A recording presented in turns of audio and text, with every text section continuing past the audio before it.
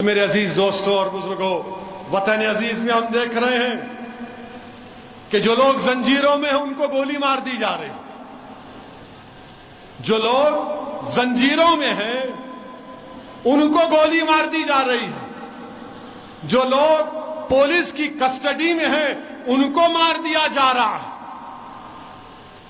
और फिर यह कहा जा रहा है कि नहीं नहीं आप सब अच्छे हैं, सेफ हैं। अमेरिका जाकर बोला जाता है, यह पैगाम दिया जाता है, you are good and happy, yes we are good and happy, मगर आपसे खुश नहीं है जो हुक्मरान है।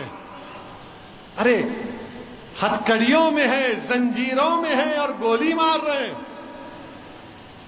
हम पूछना चाहते हैं हुक्मरानों से, दिल्ली के नकली बादशाह से पूछना चाहते हैं,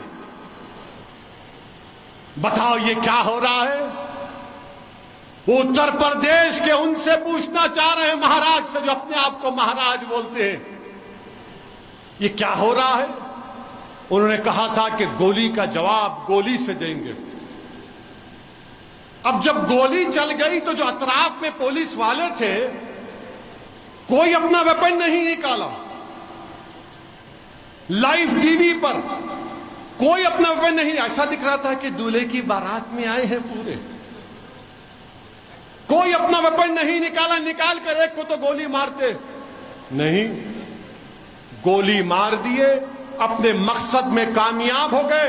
उसके बाद वो हथियार को फेंककर surrender surrender surrender surrender surrender कह रहे। अभी देखो भाई, आप गैर जरूरी तमाशा कर, सरेंडर सरेंडर कर रहे। हम ये पूछना चाह रहे हैं, वो जो तफंचा, जो रिवॉल्वर इस्तेमाल हुई, ज़ेगना एफ, वो कितने की बंदूक है मालूम आपको? वेपन एक 8 लाख रुपए की है। कितने की है? 8 लाख। 2 हो गए तो 16 लाख। अच्छा, 16 लाख में इनके घर को मीडिया के लोग गए। एक तो बेचारे झोपड़ी में रहती है उसकी अम्मा, एक तो एक कमरे में रहती है। अब इनके लिए हराम की दौलत कहां से आई? फिर ये 16 लाख की वेपन कहां से आया? ये गोलियां कहां से आई? मैं प्रेस कॉन्फ्रेंस करके 12 घंटे में बोला था कि ये काम करने वाले प्रोफेशनल हैं। जिस तरीके से मार रहे थे, अगर कोई रिवॉल्वर चलाना जानता है तो वो बताएगा कि जिस हाथ का उनका पोजीशन था, जिनका उनका जिस्म का वजन था, जब गर्दन झुकाकर मार रहे थे, वो बता रहा है कि वो प्रोफेशनल है। मैंने कहा था इस बात को, और 2 दिन पहले हिंदुस्तान टाइम्स के अखबार में एक रिपोर्ट आई कि एक पुलिस के आईजी हैं विजय शंकर सिंह ने कहा कि इनको कम से कम 1 महीने की ट्रेनिंग दी गई थी। 1 महीने की ट्रेनिंग दी गई।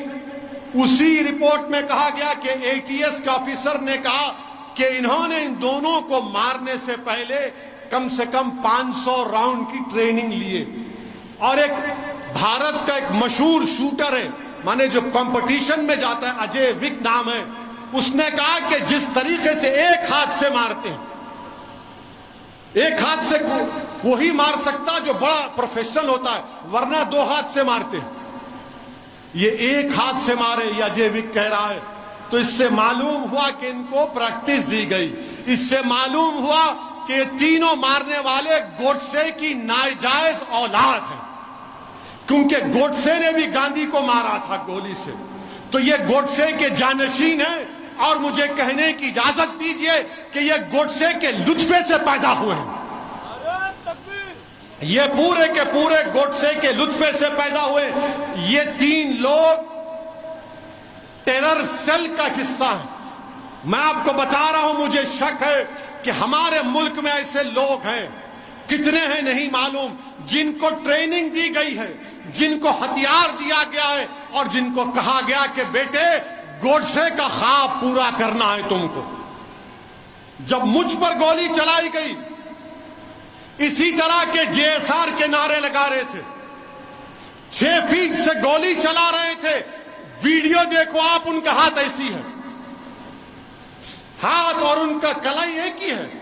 नारे लगा रहे थे तो अल्लाह का करम था कि अल्लाह ने मुझे बचा लिया, मुझे और यामीन खां को।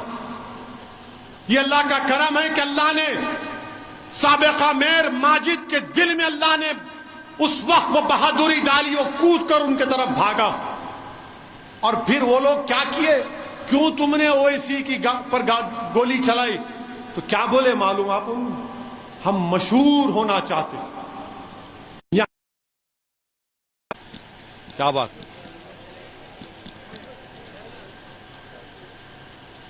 असल वक्त पे चले गए।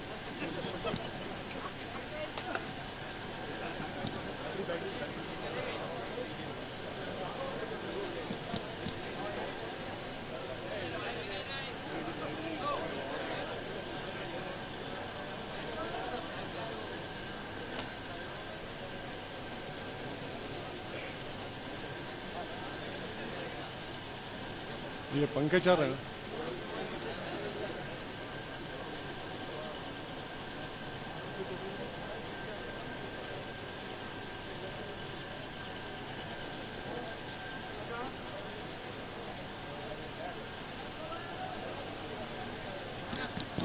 हाँ आगे आगे होता होता घुटसे का नाम लिए तो जरा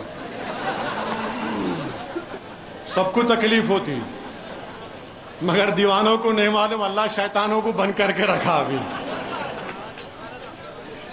तो फितरत में रहता ना उन लोगों के।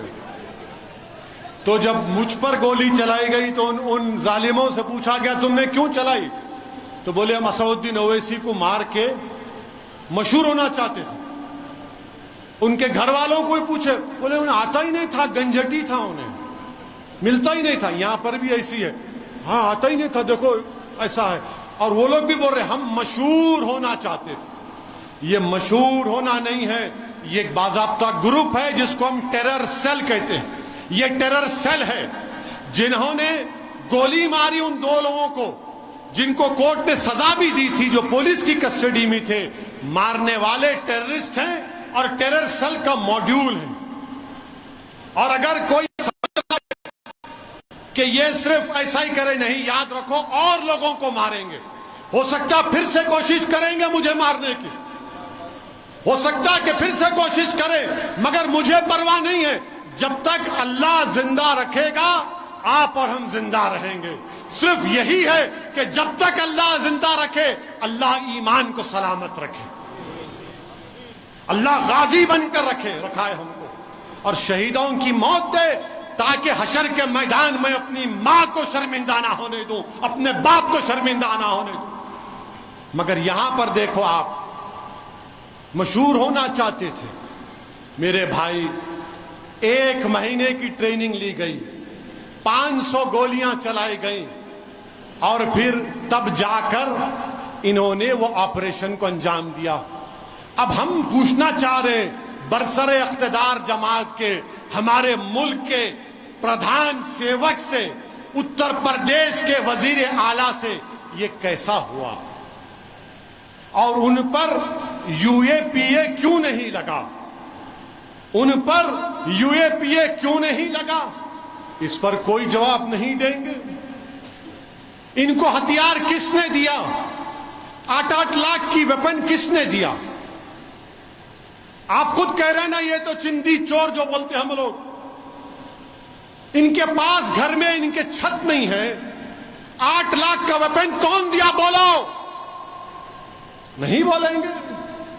अच्छा, फिर उत्तर प्रदेश के चीफ मिनिस्टर से हम पूछ रहे हैं, आपको खत मिल गया होगा जिसमें एक मरने वाले ने लिख कर दिया कि मैं उत्तर प्रदेश के मुख्यमंत्री को और सुप्रीम कोर्ट के सीजीआई को खत भिजा दूंगा अगर मैं मर जाऊंगा।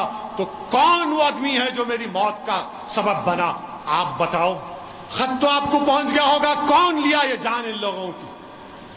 कौन लिया इनकी जान? बताओ। ये टेररिस्ट हैं, याद रखो आप। ये रेडिकलाइज हो चुके हैं, ये गोडसे के नक्शे कदम पर चल रहे हैं। अरे हुकूमत करने वालों, रोको इन लोगों को। याद रखो, अगर तुम नहीं रोकोगे तो ये आग है, ये दीमक है, मुल्क को खोखला कर देंगे ये लोग।